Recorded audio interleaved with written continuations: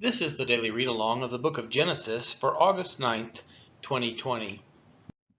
Genesis chapter 41. After 2 whole years, Pharaoh dreamed that he was standing by the Nile, and behold, there came up out of the Nile 7 cows, attractive and plump, and they fed in the reed grass. And behold, 7 other cows, ugly and thin, came up out of the Nile after them, and stood by the other cows on the bank of the Nile. And the ugly, thin cows ate up the 7 attractive, plump cows. And Pharaoh awoke. And he fell asleep and dreamed a second time. And behold, 7 ears of grain, plump and good, were growing on one stalk. And behold, after them sprouted 7 ears, thin and blighted by the east wind. And the thin ears swallowed up the 7 plump, full ears. And Pharaoh awoke, and behold, it was a dream. So in the morning his spirit was troubled, and he sent and called for all the magicians of Egypt and all its wise men. Pharaoh told them his dreams, but there was none who could interpret them to Pharaoh. Then the chief cupbearer said to Pharaoh, I remember my offenses today.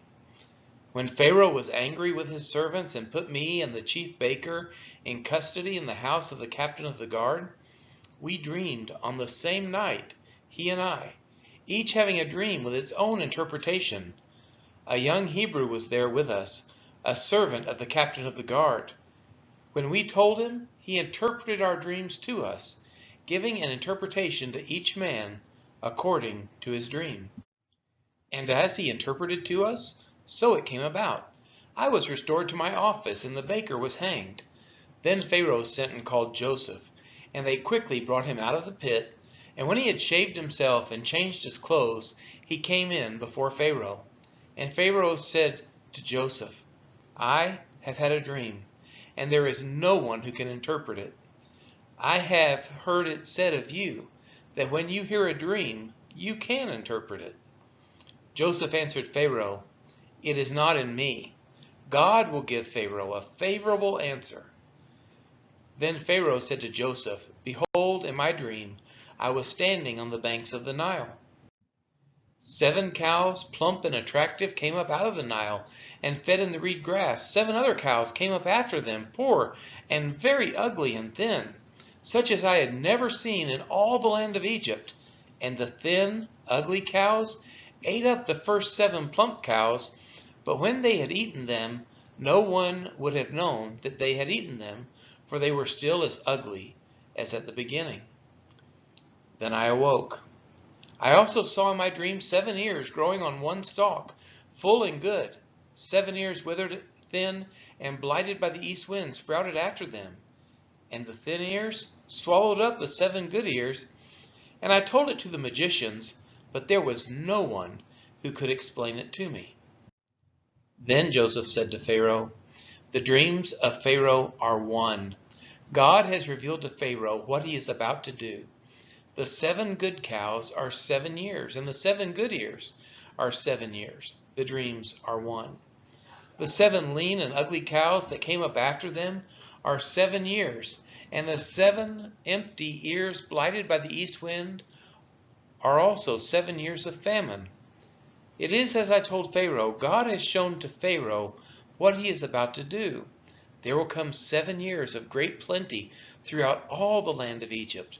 But after them there will arise 7 years of famine, and all the plenty will be forgotten in the land of Egypt. The famine will consume the land, and the plenty will be unknown in the land by reason of the famine that will follow, for it will be very severe. And the doubling of Pharaoh's dream means that the thing is fixed by God, and God will shortly bring it about. Now therefore let Pharaoh select a discerning and wise man, and set him over the land of Egypt. Let Pharaoh proceed to appoint overseers over the land, and take 1/5 of the produce of the land of Egypt during the 7 plentiful years. And let them gather all the food of these good years that are coming, and store up grain under the authority of Pharaoh for food in the cities. And let them keep it. That food shall be a reserve for the land against the 7 years of famine that are to occur in the land of Egypt. so the land may not perish through the famine." This proposal pleased Pharaoh and all his servants.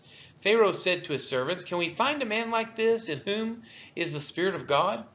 Then Pharaoh said to Joseph, "Since God has shown you all this, there is none so discerning and wise as you are. You shall be over my house, and all my people shall order themselves as you command. Only as regards the throne will I be greater than you."